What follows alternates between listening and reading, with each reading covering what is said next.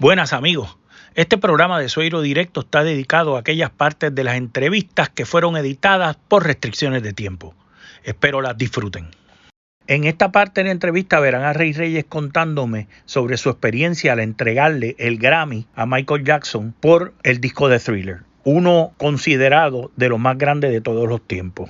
Nótese que es en retrospección que estas personas se dan cuenta de lo que verdaderamente representaban en ese momento, que algunos consideraban que eran más grandes o tan grandes como los Beatles. Hagan el ejercicio, hagan una comparativa entre las audiencias que pudieran amasar artistas del día de hoy con las audiencias que lograron los integrantes de Menudo en un momento determinado. Verán que ninguno de los artistas que hay hoy día han llegado al nivel que estos muchachitos en un momento determinado llegaron.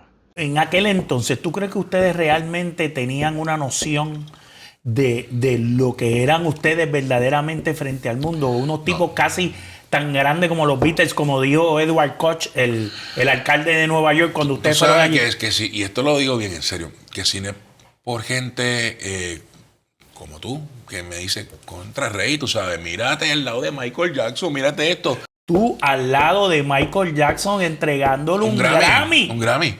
En el disco, ¿cuál? No es cualquier disco, es en el disco de Thriller. El disco más grande de la historia de todos los tiempos. Y tú sales en la fotografía entregándole uno de esos Grammy a Michael Jackson. Mira, rompimos el récord en el 83. Y esto lo voy a decir, ¿En Brasil? No, esto fue en México primero. En México primero. En México estuvimos en el Estadio Azteca y ¿cuántos eran? Metimos, cuando no había internet, gente, 105,000 personas. Pero en Brasil, que ustedes tienen el récord. En Brasil, llegamos a Brasil y en el Morumbí metimos 180,000. Después metimos en el mismo Brasil 200,000. ¡Wow! El récord estuvo eso por años. Ni Luis Miguel, ni Sandro, ni nadie de esa gente pudo hacer eso. Es más, en el 80 ustedes tenían su propio jet. Y para mí esto es subreal. Para mí eso es como si hubiese sido... Hoy lo pienso, eso es una película. Sí, ¿En serio yo hice eso? Y tú sientes, exacto, tú sientes como que tú hiciste todo eso. O tú piensas que, que eso fue otra vida que en otro planeta que tú tuviste. Muchas veces me pasa eso. Todo el tiempo me pasa eso. Si no es por gente como tú, pues, o sea, uno sí, yo no cada sabe. Rato te estoy diciendo, mira, bro, ¿qué te pasa? Tú eres un ex-Beatle. Uno no sabe, no lo sabes.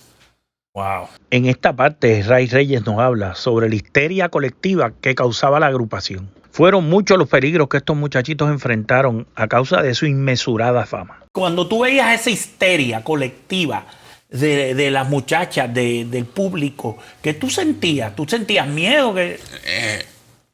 Llegué a sentir miedo en un par de ocasiones y te digo ahora.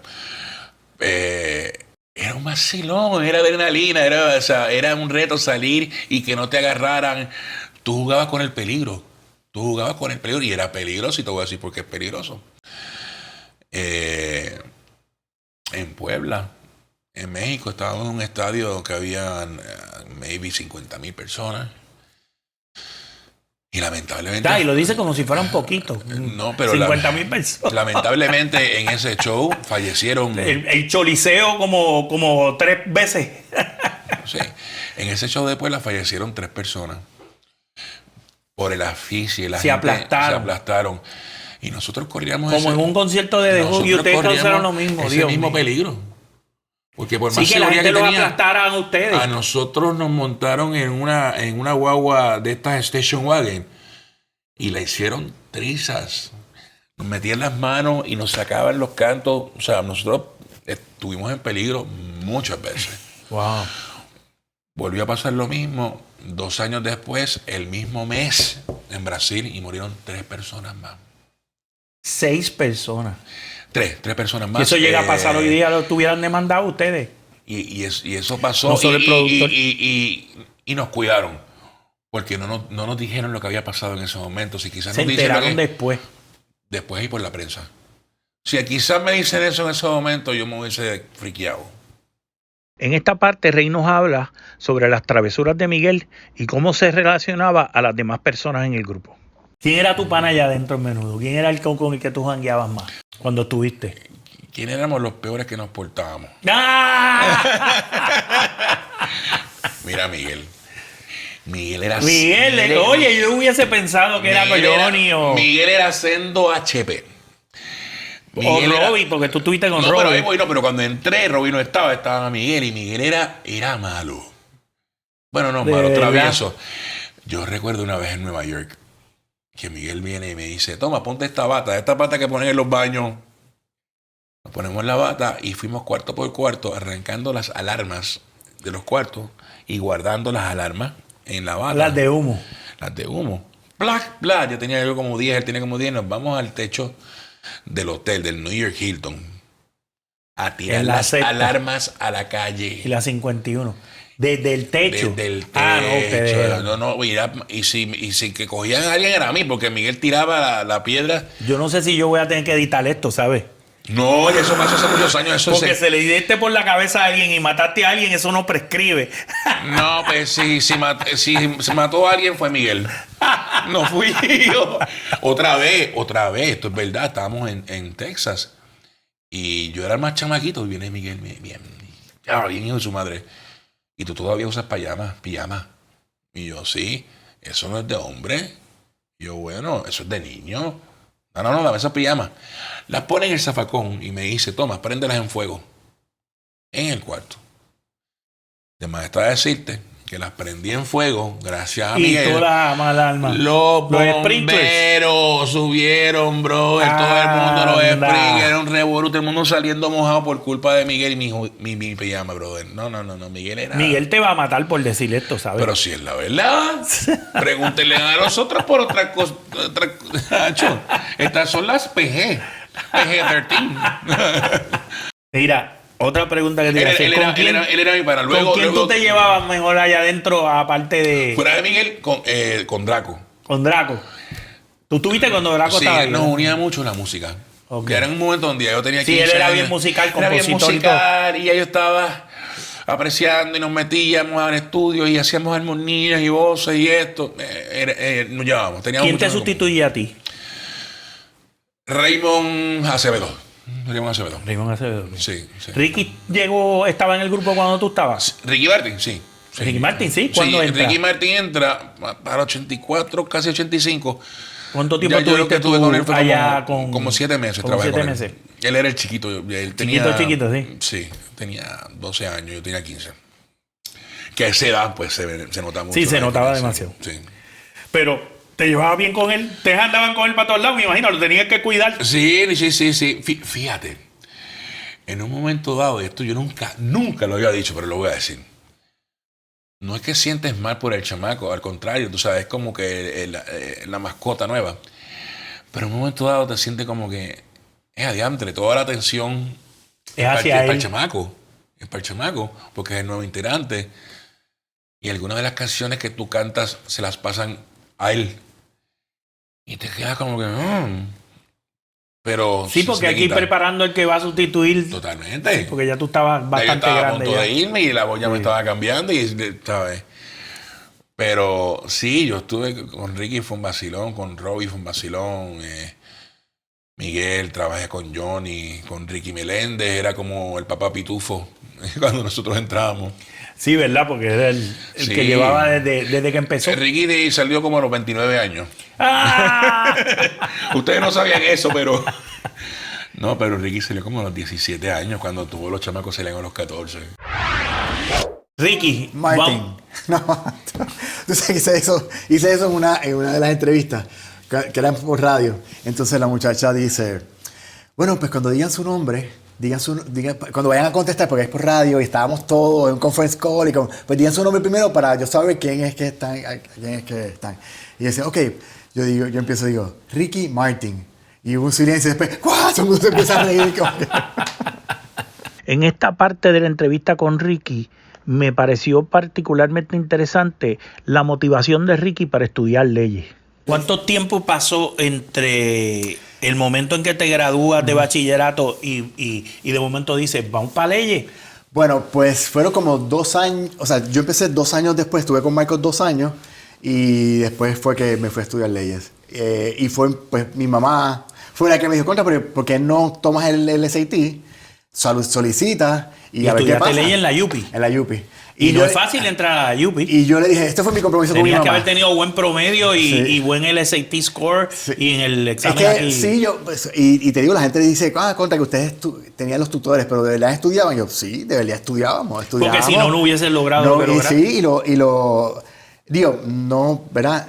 Yo sabía que no quería ser médico, así que, pero para hacer, o sea, tienes que estudiar y ya yo sabía que tenía que, pero que tenía que estudiar. Tiene que haber existido una inmensidad de gente acercándote para que hicieras discos o que te unieras a grupos o cosas durante todo ese tiempo, porque tú estás ahí latente y está el público que todos esos años disfrutó de tu participación. Yo creo que también sí, y siempre pues ya había esto de hacer un grupo de ex menudo. Claro. Siempre hacían acercamientos, pero como que... Y no te picó la vena para entrar a ninguno.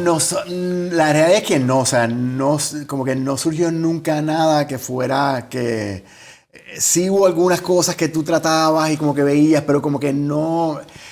La gente, en ese momento ya el grupo todavía es famoso, así que como que no Tú sabes era... que tú nunca hiciste esto por fama, tú lo hiciste porque te gustaba. Hay mucha gente que hacen estas cosas por fama y dinero, pero tú hiciste esto por fama, porque sin lugar a duda, a mí no me cabe duda alguna, tú acabando de salir del grupo Menudo, tú hubieses hecho más dinero buscándote una carrera artística que siguiendo estudiando Full Sail. Yo hice cuando también, mientras estaba estudiando, o sea, cuando termino, yo hice también la pensión de Doña Tere, que estaba Xavier Servia, o sea, que fue un tiempo que estuve antes de irme a estudiar a la universidad, pues ya también hice eso, pero Paquito Cordero era, o sea, increíble, sí. y él o sea, fue como un acercamiento, y pues mira, él dijo, sin ningún problema, o sea, tú vas y hacer la pensión, y pero era actuando, por ejemplo, o sea, que era... Pero también como que yo sabía que tenía que estudiar y que no iba necesariamente a hacer algo... ¿La cuestión de estudiar era tuyo propio o era el impulso de tus padres también que querían que estudiara? No, yo sabía en mi casa, todos mis hermanos estudiaron, mi papá es maestro, o sea, comenzó como maestro, o sea que siempre la educación siempre era súper importante y yo sabía que eso era algo que tenía que hacer, independientemente de lo que fuera a hacer. Así que, pues... Volviendo para lo de leyes, fue un compromiso que le hice a mi mamá y le dije, ok, yo voy a solicitar solamente a la UPI. Voy a solicitar a la UPI, voy a coger el SAT, voy a solicitar a la UPI. Si me cogen en la UPI, pues voy a estudiar leyes. Y así fue, me cogieron en la UPI, tuve que cumplir mi palabra. Y la verdad que ha sido increíble, o sea, me encanta. Te apasionó. Me encanta lo que hago. Siempre he podido trabajar con gente, desde que estaba en la universidad, poder estar con gente, con compañeros súper inteligentes, o sea que eso es algo que siempre, y es diferente. Entonces la gente me dice, Pri, ese cambio, y yo digo, mira, pues no. Te vino natural. Y lo que sí es que también, ahora, volviendo a algo de que por qué leyes, y la gente te dice, contra, pero yo hago corporate law, ¿verdad? Claro. Y yo, cuando estabas en Menudo, tú estás viendo las transacciones que están pasando. Y tú no sabes lo que está pasando. O sea, tú sabes, tú ves los deals. Y por eso cuando estoy estudiando leyes, que yo voy a estudiar leyes, pero yo voy a ser un corporate lawyer, porque ya veo... Ya tú ves como... Que están pasando estos deals, que están pasando y que quieres participar en eso. O sea, que en parte, pues, uno sin darte cuenta, te están diciendo que tienes que hacer estas cosas. Pero para mí, me hubiese, por lo menos, en lo que yo hubiese estimado como natural, es que tú continuaras por el derrotero de Entertainment Law. O sea, artista, cuasi manejador, Pues fue... Básicamente lo que yo hago. Sí, pues la verdad que, o sea, sí he hecho, pero la verdad que nunca ha sido... Siempre por casualidades de la vida, cuando empiezo a trabajar, en Corporate Law, pues nunca, o sea... Por alguna razón u otra, pues nunca se ha sido una que otra cosa, pero nunca ha sido no, y nunca, exacto, siempre comencé a trabajar y mi práctica ha sido nada relacionado con Entertainment Law y haciendo este tipo de práctica toda mi vida. O sea, que ha sido súper random, o sea, que ha sido... En ese periodo de tiempo, entre el periodo de tiempo, vamos a decir, del reencuentro a tu salida de Menudo, ¿nunca extrañaste la fama? en algún momento. Es que, y no. Es que yo pienso que desde ese momento en adelante yo creo que tú sales al mall y alguna vez nadie te reconoce. Sí, te reconocen, pero yo creo que, o sea, yo creo que el efecto somos, digo yo, que la magia se forma cuando estamos todos. Cuando estamos, Entiendo. por lo menos tiene que haber por lo menos dos o tres, y ahí que empieza ya. Si están Sí. o sea, si yo estoy caminando Y andas solo. y ando solo, pues la gente normalmente sí. No se atreven no, a y te decirlo. miran y saben, pero normalmente no se acercan. Si están dos juntos caminando por Ya, plaza, pues ya eso es un equipito. Si hay tres, pues ya como que... Eso es una cocinita. y si estamos cinco, ya se forma el revolú. Esto es como que no... En un momento determinado en tu carrera, especialmente cuando vas a estudiar leyes y lo que fuera, tú tienes que haber dicho, esta es la última oportunidad, por lo menos, no sé, tú le cerraste las puertas por completo a tu carrera artística, básicamente, ¿verdad? Yo creo que Porque yo creo que no le he dado oportunidad. Es que tú no puedes exacto. estar estudiando leyes pensando en que eventualmente tú vas a volver al escenario. Yo no Sí. veo eso desde ese punto de vista. Sí, la verdad a menos que que no. sea un hobby, porque tú sabes que yo tengo ese hobby. Pues la verdad que no, o sea, no, yo sabía que iba a estudiar y que no tenía muy claro lo que iba a hacer, ¿verdad? Como abogado, pero sí sabía que nunca pensé que ibas a volver que a iba lo a del volver escenario. y siempre si volvía era más bien como actor, actuando. Cantante nunca me veía cantando así que y formando parte de un grupo menos todavía, o sea que para mí era, si hacía algo frente a las cámaras, era más en la actuación. Yo me disfruté muchísimo la entrevista con Hilda Ramos, especialmente porque habíamos colaborado en Objetivo Fama. En esta entrevista ella me habló muchísimo de su experiencia en ese programa, que en un momento determinado fue el número 1 de todo Puerto Rico y ocupó la primera posición de rating en Puerto Rico por muchísimos años. Que la disfruten. Yo te tengo que decir una cosa, yo esto lo tengo como un hobby, pero yo aprendí más en los años que yo estuve al lado tuyo en Objetivo Fama, de eso vamos a hablar ahorita. Sí. Escuchando los consejos tuyos, yo los anotaba y decía, yo no Ay, debo qué hacer lindo. esto, yo debo hacer aquello, Mira, para la esto no se próxima debe vez que hacer hable, esto. entonces dice así. Ajá. Entonces me acuerdo, cuando vaya a la voz esa terciopelada, no es engolarla, es simplemente hacer como si estuviera hablando, Sí, pero engolar, cantando. es decir, engolar es un error. Es un error, exacto. Todo ese sí. tipo, todas esas cositas que tú hablabas, yo Sí. las anotaba y ahí aprendí contigo muchísimo. Bueno, por eso fue que nos hicimos pana, porque tú tuviste la humildad para convertirte en una esponja. Yo creo Sí. que eso es cuando uno trabaja en grupo, yo aprendí de ti. Tú tenías unas formas también al hablar que a mí me encantaban, porque era como otro punto de vista. Y yo decía, oye, Robbie ahí se votó con ese comentario. No, yo Tú sabes. enfocaba más bien el asunto del artista y allá en los medios. el Exacto, talento, ese que tipo eso de es lo cosas. tuyo. Pero Entonces, en cuanto a lo técnico, olvídate, ¿y tú yo te no crees que tenía. yo no aprendí de ti? Pues claro, también. Y de la forma así de Fernando Allende, que ese era otro Ah, estilo. no, de otra cosa. no. No, de verdad que era el jurado perfecto. No ha habido otro jurado como ese.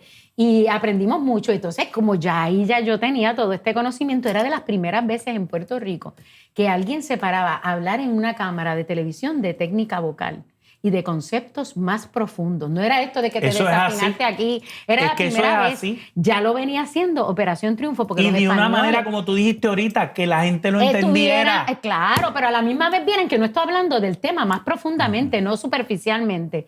Y en Operación Triunfo ya eso se hacía, porque recuerda que Objetivo Fama viene de eso.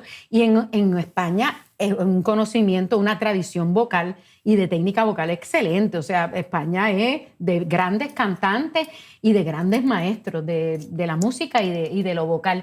Y de ahí es que vienen. Entonces yo me siento honrada de ser de las primeras pioneras que se paró a hablar de mixed voice, de voz mezclada, de voz de pecho, de voz de cabeza, de posición de los labios, de quijada, de body connection, tú sabes. Y entonces eso a la gente le gustaba. Hasta cierto punto yo dije, ay, Dios mío, que la gente no vaya a decir que no me entiendan. Pero en la calle todavía es la hora que la gente me decía, ay, a mí me encantaba esperar tus comentarios. Ay, yo aprendí de ti. Mira, no hay mejor compliment, no hay mejor halago para uno que decir, yo aprendí de ti. Me sentí bien aprender esas cosas. Yo te quería escuchar. Ese es el mejor halago. En esta parte de la entrevista, Hilda Ramos nos habla de su participación en zarzuelas y en óperas. También nos habla sobre el renacimiento de las óperas en Puerto Rico, la banda de conciertos que fue a España con el maestro Cuco Peña.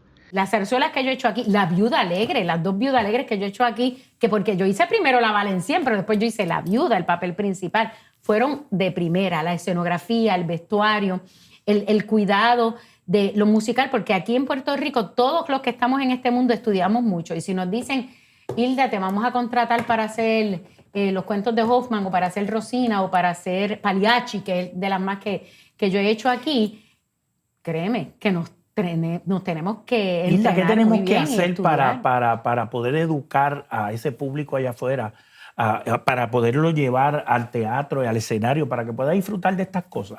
Porque yo sé que esto es una cuestión de que si tú lo sientas ahí, Y lo tú lo ves en necesitamos. vivo, y tú lo ves en vivo, te impresiona. No hay forma No alguna. hay forma de Pero que la de momento gente le lo han- sepa. la gente como que Tú le tienes que quita, le vivirlo. saca el cuerpo. Dicen ópera, le saca el cuerpo. Vete y ve una y tú vas a ver lo Pues que me ha es. pasado con eso, con gente que me dicen, ay, es que la ópera, y cuando van, Cambia quiero todo. ir a la próxima, ¿cuándo es la próxima? Por eso es que es bien importante que se den la oportunidad, y lo necesitamos porque cada vez se están haciendo menos. Antes se hacían varias al año, las Y- varias compañías. En esta época del oscurantismo musical que Imagina- vivimos. Eso lo digo O yo. sea, ahora necesitamos tener más respaldo del público porque sabemos que la economía no está bien, y estas producciones, para poder hacerlas así de lindas, cuestan mucho dinero, ¿verdad? Imagínate. Desde contratar la orquesta sinfónica, cantantes, pagarle a los cantantes, pagar No, esa no. escenografía. Los arreglos. Todo. Los ensayos. Todo eso cuesta muchísimo para hacerlo bien. Pero ahora está viendo, hubo un momento en que, bueno, yo hice Elixir de Amor, y que eso fue en el 2013. Después de ahí, yo no he podido cantar ninguna ópera aquí, las he cantado afuera, que fue Butterfly y Tosca, que las he hecho afuera. Aquí casi no he podido hacer ópera porque ellos han invitado justamente a otros cantantes para hacer otras cosas, a nuestros grandes cantantes, Ana María y todo. Y ellos son muy justos porque ellos le dan un turno a cada Claro, cual. porque pero nada más entonces, hay una sola claro, oportunidad. una sola oportunidad, una sola función, una sola producción al año. Y otra de las compañías dejó de producir, ahora está volviendo, que es Teatro de la Ópera, porque está en las manos de Aida Belén, que ella es una gran productora y una conocedora de esto. Están volviendo a rescatar. Ahora está viendo un renacer. Yo también con algunos amigos estamos viendo si podemos hacer zarzuelas más cortas. También hubo un momento en que en Caguas se hacía zarzuela al aire libre, se hizo en Carolina, se hacía zarzuela al aire libre, se lo regalaba el municipio al público, al pueblo, y aquello se llenaba. Hilda, hace poco estuviste por España con Cuco, Anda, sí, sí. cantando precisamente, habían zarzuela, había de todo, pero también música popular. Bueno, lo bueno de ese viaje era con la banda de concierto, que estamos tratando de ver si vuelve, porque es una de las instituciones musicales que se fue con los recortes de presupuesto y hace una falta increíble, porque es un conjunto maravilloso que presenta nuestra música popular puertorriqueña de la mejor forma, con arreglos escritos por los grandes arreglistas, y ya no está, pero entonces tuvimos la oportunidad que nos auspició la legislatura de hacer una representación en un festival de bandas allá. Que han ganado en varias ocasiones. Que ya habían ido varias veces y esta vez lo invitaron. Entonces, ¿qué pasa? Ya había pasado el tiempo y no habíamos ido, los invitan y gracias a Dios se pudo conseguir los fondos para poder ir. Y entonces yo fui una de las invitadas porque querían que se cantara la canción del 5º centenario que escribió Lito Peña, y es una canción medio difícil así. El papá de Cuco. Y el papá de Cuco. Y entonces yo la canté con él, y don Lito Peña, las últimas veces que se cantó eso, me dijo, yo quiero que tú la cantes. Y entonces ellos querían que fuera yo. De paso, pudimos incluir salsa plena, y allá le llevamos a los españoles música nuestra, pero también incluimos una danza, porque la danza es nuestra música autóctona, y canté con Cuco Alondras en el Bosque, la danza. Espectacular. Que es un dúo, que tiene un contracanto. Y entonces pude cantar eso, y a la gente le encantó. Era una mezcla, lo bueno Cuco, del que tiene repertorio. una voz preciosa, y Cuco, tú como sabes que barítono. él está dirigiendo y de momento suelta la dirección y se va a cantar contigo. Y cantamos esa, le quedó muy linda. Cantó también José Juan Tañón en Mi Viejo San Juan. Oh, José que Juan él fue, Tañón. Que tú sabes que él es un diplomático y él nos fue a representar. Y como canta. Y como canta, y tremenda persona. Y entonces él estuvo allí y todos nosotros hicimos un gran programa para Ganó Festivalotti. Exacto. Sí. Y tiene un vozarrón que canta de todo. Y entonces él también, como es un diplomático, un gran conocedor de lo que es el protocolo, pues él fue el que hizo esa parte también. Estuvo con nosotros allá y la gente estaba loca con el programa. De verdad que cuando empezamos a cantar, empezó a llenarse la plaza y a llenarse la plaza. Y hasta que al final la gente pedía más. Jorge Lavoy en esta parte de la entrevista nos cuenta de quiénes son sus guitarristas preferidos y qué hace para prepararse para las grabaciones de estudio y para los espectáculos también. Nos habla un poco inclusive de su última experiencia en Bellas Artes con el show Mi Guitarra. ¿Quién es el guitarrista que más te impresiona a nivel de Puerto Rico y a nivel internacional? Nunca llegaste a ver a Miguelito Alcaide ni... Te iba a decir precisamente ese nombre. Uno de los guitarristas más impresionantes que yo he visto, que conocí, pero no compartía mucho con él, mi hermano sí, fue Miguel Alcaide. Los guitarristas de trío son unos bárbaros. Pero Miguel era algo fuera de liga. Y hacía arreglos clásicos para la guitarra clásica, él solo, que él mismo se los inventaba, que eran espectaculares. Era un guitarrista, wow, tremendo. ¿Y de los rockeros, cuál te gusta? ¿De aquí? No, puede ser cualquiera, puede ser Van Halen, puede ser Eric Clapton. De los rockeros, wow. ¿Cuál era el que tú en los 70 y 80 decías, este tipo es un monstruo? Bueno, Jimi Hendrix siempre fue como que Jimi Hendrix. Sí, ese, Jimi Hendrix. Y me gustaba un Pero guitarrista. Jimi Hendrix es porque fue el que rompió las barreras, es un precursor. Pero no sé, para mí Jimi Hendrix es bien importante porque fue el primero que dijo, mira, con la guitarra se puede hacer esto. Pero de habilidad natural, de lo que pasa digitación. Lo que pasa es que Jimi Hendrix, si tú no conoces bien la música de él, pues Jimi Hendrix escribió unas canciones espectaculares. Sí. Y las letras, y la música en general, y la musicalidad de él, las cosas que hacía con la guitarra dentro de su música, los colores de la guitarra. Porque mucha gente se cree que Jimi Hendrix eran los ruidos, los efectos de bomba y todas esas cosas. La distorsión que empezó con todo eso. Para mí nunca fue eso. Siempre fue su música lo que me gustaba. Jeff Beck siempre lo admiré muchísimo desde el principio. Había un guitarrista que tocó en Woodstock que no mucha gente conoce, se llamaba Alvin Lee. Oh, claro, de los 10 Years After. Exactamente. Going Home fue la canción que tocaron. Cuando yo vi ese tipo en esa película, dije, Going Home, ¿quién es este tipo? Sí, my baby. Increíble, brutal. Pero de rock muchísimos.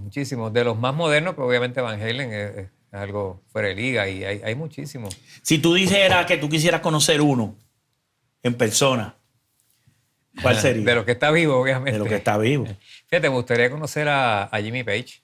¿A Jimmy Page? Debe ser una persona bien interesante para tener una conversación con él, porque imagínate, esa experiencia. Ese fue otro que rompió los esquemas. Oh, sí.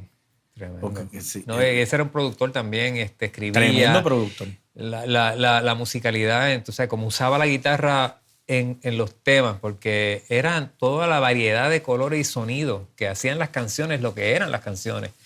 Porque no es tocar solamente la guitarra, es cómo, qué color le pones, qué frases le pones, cómo manejas la guitarra dentro de la canción, qué le añades a la canción con la guitarra. Porque no era un virtuoso, no era decir un Van Halen o nada de eso. No. Era un guitarrista, inclusive hasta a veces un poco sloppy tocando. No era un Stevie Ray Vaughan ni no, un exactamente. Van Halen. Ese es otro.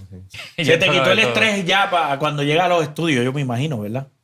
No, sí. Bueno, tú sabes, cuando son cosas... A veces hay orquestas grandes, shows grandes, que tienes una orquesta con cuerdas, metales, a veces la misma sinfónica. Y cuando son shows así, siempre hay un poco de nervios porque si tú no has visto la música con anterioridad, pues tú no sabes qué va a haber en esas partituras. Y en los ensayos de esas son bien costosos. Y cuando tú te sientas en ese asiento y te pones la carpeta de música, si te encuentras con un pasaje bien difícil, que tienes que mirarlo, que tienes que descifrarlo, porque no importa cuán bien tú leas a primera vista, te va a tomar un tiempo, ¿no? El más que lea como quiera, tiene que mirarlo y tiene que descifrar qué es eso, porque no es algo muy fácil. Y cuando esas situaciones pasan, todavía me da nervios porque si me toca un momento así, y me ha pasado, que la orquesta tiene que esperar por ti, paran la canción porque esa parte no te sale, y tú ese orquestón, y tú el director, y todo el mundo esperando por ti para que tú saques ese cantito de música o lo que sea, pues es mucha presión. Es mucha presión. Y con el tiempo uno aprende a que, mira, ¿saben qué? Lo siento, pero tienen que esperar este momentito. Y este momentito es para mí. Déjame concentrarme en esto y dejarme de pensar en que me están mirando y que tengo la presión encima para poder hacerlo. Y uno aprende a manejarlo de esa forma.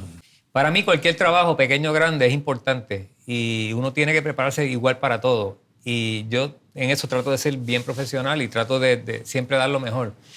Obviamente a veces uno no tiene el tiempo, tal vez pues en un momento una cosa que otra llevo menos preparado, pero siempre trato de organizarme, de meterme mentalmente en esa música antes de llegar. En ese universo, porque cada canción es un universo. Y tú sabes, mira, es increíble la cantidad de música que yo he tocado en mi vida, este estilo. Porque tú sabes que formalmente yo estudié guitarra clásica. Eso fue lo que yo estudié en la universidad. Pero yo diría que por lo que he leído de muchos otros músicos, que eso es una de las bases más importantes. Si tú vienes con esa base, ya tú vienes sólido. Una base clásica. Definitivamente te ayuda porque cuando increíblemente. En cuanto a los fundamentos. Sí, te ayuda increíblemente. Es algo que siempre he utilizado. Todavía pues más o menos la técnica uno mantiene. Pero en la carrera de todos los artistas hay cosas que aún con el pasar del tiempo y un tipo con una trayectoria tan fecunda como la tuya, hay cosas que no se han hecho todavía. Y los otros días hiciste algo por primera vez. ¿Tú te acuerdas de lo que hiciste los otros días por primera vez? Yo me olvidé de lo que hice ayer. Hiciste un show de guitarra rock como protagonista con los 4 guitarristas. Ah, ok. Esa es la primera vez que yo he visto un show en Puerto Rico que se le dedica a un show única y exclusivamente a la guitarra. Y tú fuiste uno de los protagonistas de eso. Digo, ¿tú te acuerdas de algún show anterior a eso? Por lo menos desde que yo tengo uso de razón. Ese es el primero. Es la primera vez que se hace algo así aquí. Que se hace algo así. Y tú participaste de eso. Estaba Hito, estaba Cristian. Y Ramón Ortiz. Exacto. Cristian Cuéntame Nieves. de esa experiencia porque... Mi vida, mi pasión, mi guitarra. Eso mismo. Y un 4 colado, como yo digo. Y siempre. está grabado. Y sí, eso, mira, fue un concepto que fue una idea que presentó Beatriz Rodríguez con la gente de Music Express. Tuvieron la idea de hacer algo así, de hacer un trío de guitarra. Como decir un G3, ¿te acuerdas de Sí. G3? No, y que recientemente también habían estado presentando unos shows en Bellas Artes de los 3 pianistas. Correcto. O sea, y todas esas cosas se estaban Tal vez de ahí viene la idea de hacerlo, pero entonces los 3 tenores, los 3 pianistas. Entonces, ese nunca concepto, se había hecho con guitarra. Sí. Y entonces surge la idea y bueno, formamos ese concepto entre básicamente Hito y yo musicalmente fuimos lo que le dimos la forma. Estuviste arreglando un montón de tiempo. Sí, tuvimos porque era la combinación de las 3 guitarras con el 4. Y siempre eso está en todas las canciones, casi todas las canciones. También hicimos cosas a dúo, hicimos cosas solistas, pero era la idea de incluir el 4 con las 3 guitarras y 3 colores de guitarra distintos. Y el show fue súper exitoso, se llenó. Yo me sorprendí, la verdad que fue un palo. Y creo que tienen planes de ir para la isla con ese show. Sí, estamos en Ponce y Mayagüez. Yo vi el show y el show estuvo impresionante. A mí me encantó muchísimo el Gracias. show. Y que es un reto tratar de darle el espacio a 4 guitarras tocando sobre el escenario al mismo tiempo. En términos del sonido, eso era un reto ingente, gigante. Al principio yo no sabía cómo iba a ser la cosa. Se le fue dando forma poco a poco. Y el sonido se fue creando poco a poco. Y para sorpresa de nosotros, fue mucho más fácil de lo que pensábamos. Porque nos adaptamos los 4 a que funcionara las canciones con lo que teníamos. No era cuestión de protagonismo, de que ahora yo toco más que tú, yo voy a hacer... No. Era cuestión de cómo hacemos que esta canción, con esta instrumentación, funcione. ¿Cómo hacemos para que la gente no se aburra? Porque un concierto instrumental completo de guitarras todo el tiempo puede ser cansón. Y esas son cosas que tú tienes que entender cuando vas a producir algo. El show fue movido. Y la gente lo Porque que me cada uno comenta de ustedes es que tenía una cada personalidad canción, como guitarrista. exacto, cada Eso canción lo hizo era una interesante. sorpresa para la gente y los mantuvo totalmente a la expectativa. El maestro y artista plástico Denis Mario Rivera nos cuenta más anécdotas sobre su obra maestra, Don Pedro y los Pitirres. Yo quería ser un hombre isla. Por eso es que el cuerpo tiene una vida integrada, ¿no? Donde hay un follaje de hojas y están los pitirres. Entre todos los amantes del arte, la gente siempre han preguntado, Denis Mario, ¿por qué tú no haces un concurso para que se averigüen cuántos pitirres hay ahí? Y yo siempre le he dicho a la gente, yo sé cuántos hay, nadie sabe cuántos hay, la gente adivina y todavía nadie me ha dicho el número exacto de cuántos pitirres hay dentro de ese cuerpo, ¿eh? O sea, ese cuerpo está lleno de pitirres. Claro. O sea, el cuerpo... tiene un pitirre, acuérdate que tiene un pitirre aquí posado en el cable, en el cable. Y dentro del cuerpo hay varios pitirres y hay muchos pitirres que están escondidos. Y siempre esa ha sido la gran interrogante, ¿cuántos pitirres hay en ese follaje isleño que está dentro del gabán, del chaleco, del torso, del personaje? Hay una vida interna que yo le añado al personaje, ¿ves?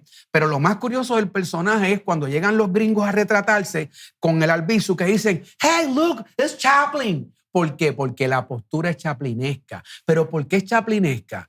Pues cuando tú chaplinesca en el sentido de que parece que está agarrando el batón. No, es la forma en que están los pies.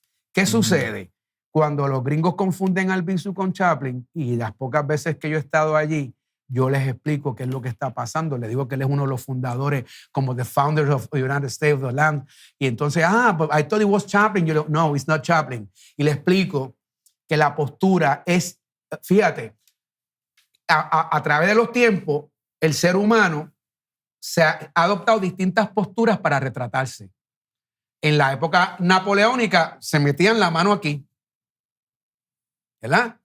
Y fue cambiando, pues esa postura de abrir los pies era muy clásica, porque entonces yo me pongo a estudiar todas las fotos contemporáneas de ese periodo y esa era la postura. Con el tiempo, pues cada postura tiene una época. Esa postura Chaplin la hizo famosa, que él ponía los pies así. Pero aparte de la postura, cuando tú dibujaste y creaste la obra, ¿cuál era el mensaje que tú querías transmitir a través de esa creación de la obra? ¿Qué es lo que don Pedro quiere? Proyecta, exacto. Don Pedro proyecta un hombre sereno, vertical, es un caballero que ese bastón puede ser una espada. Eso no me lo había imaginado de esa manera. Ese bastón puede ser una espada, pero él está vertical. Porque los seres humanos tenemos que ser vertical e íntegros para poder interactuar con nuestros congéneres. No pueden haber trucos ni chanchullos. Y don Pedro es la integridad, don Pedro es la conciencia nacional. Y entonces, ¿qué pasa? Que los enemigos de don Pedro Albizu Campos siempre lo han querido vender como el loco de la toalla que fue arrestado allí en la calle San Justo en San Juan. Pues entonces yo quería ir en contra de toda esa imaginería del loco de la toalla, el ser violento, y lo convertí en un hombre sereno, firme, posado, y aquí estoy, y soy un hombre isla. Raymond fue la última entrevista que realizamos en esta temporada de Zoilo Directo. En las entrevistas anteriores, ninguno de mis invitados especiales, mis gatos, habían hecho lo que hicieron con Raymond. Le cogieron un cariño especial, como el público también le tiene. En aquel entonces, esta cuestión de con quién te quedas, con quién no te quedas, quién te cuida, en aquel entonces eso era como que medio al garete. Y mami trabajaba todo el tiempo y papi entraba y salía y nosotros estábamos ahí y la vecina nos gritaba y nosotros para acá y mira, están bien. Y eso era antes, era así. Wow. Podemos estar, mira, está Turbo. podemos estar presos todos. Este es Turbo. Este es Turbo. Porque la gente piensa, este Raymond, como es comediante, es un charlatán. Pero me acuerdo una maestra en cuarto grado que dijo, tú lo que eres un chiquitín charlatán, si tú te crees que tú vas a vivir del chiste toda tu vida, estás equivocado. No digas. Así que, y me botó del salón y me dijo, hasta que tus papás no vengan, tú no entras a mi salón. Mrs. Torres, ella todavía vive. Dios quiera que vea la entrevista, Mrs. Torres. Papi tuvo que ir a hablar allá. Entonces, después yo me acordaba de eso todo el tiempo cuando llegué a donde yo quería llegar y lo que falta, ¿no? De Mrs. Torres. Pues yo me identifico con eso. Sí, así. Yo me identifico con eso porque yo era hiperactivo también. Ok. Y entonces a mí en un momento determinado le dijeron a mis padres que me metiera en mucho deporte. Así me hicieron a mí. Llegara cansado a la casa y me acostara a dormir, ¿verdad? Así me hicieron a mí, que me meten en natación para que llegara cansado y me acostara a dormir. Aquí está Turbo otra vez. Turbo, este es mío. Entonces nosotros... Para un momento, porque eso aquí no puede estar Turbo tanto tiempo. Una vez nada más. ¿Le gustó la entrevista? ¿Le gustó? ¿Ah? Hay otro más. Adiós, no era uno nada más. Este segmento de Raymond es muy interesante porque nos revela cómo él estudia sus libretos y a qué se debe la forma en la cual estudia los libretos. Ay, te iba a comentar que nosotros, los artistas, yo no sabía esto, te citan, te dan el libreto. Dicen, la lectura va a ser en 3 semanas, ¿verdad?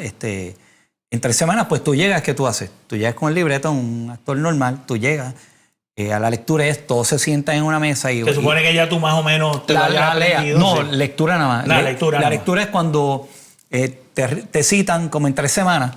Sí, para probar el libreto. Para leerlos entre todos, leer las líneas. Pero como yo no sabía eso, yo estuve las 3 semanas, yo me aprendí el libreto completo, que era un mamotreto así. De memoria. De memoria. Wow. Y yo era el narrador de la obra. O sea, yo hablaba... Wow. Entonces me acuerdo que cuando llegamos allí, yo me siento nerviosa. Y estaba Berla González, Esther Marí, un número de artistas que no me acuerdo de novelas. Y yo era Raymond Arrieta. Y cuidado si es Ramón Arrieta. Yo me siento allí con mi libreto, nervioso, así. Y veo que todo el mundo empieza a leer. Y yo, ya yo me sé esto. ¿Y diste el show? O sea, no tocaste, el libreto. Yo lo leí. ¿Lo tiraste de memoria? Yo lo leí. Y me fui. Pero para mí eso fue una paz, una tranquilidad. ¿Sabes lo que hago ahora? De ahí en adelante, desde ese momento, siempre lo hago así. Cada vez que a mí me dan un libreto, antes de llegar por lo menos al primer ensayo, yo trato de tener todo el libreto leído. El libreto aprendido. Antes del primer ensayo. Wow. Porque yo estaba en los reading. Porque yo he participado en Men in the City para de veces. Exacto. Y estaba en que leemos. Bueno, amigos, espero que hayan disfrutado este programa especial de lo que no se vio en las entrevistas anteriores. Nos veremos la próxima semana.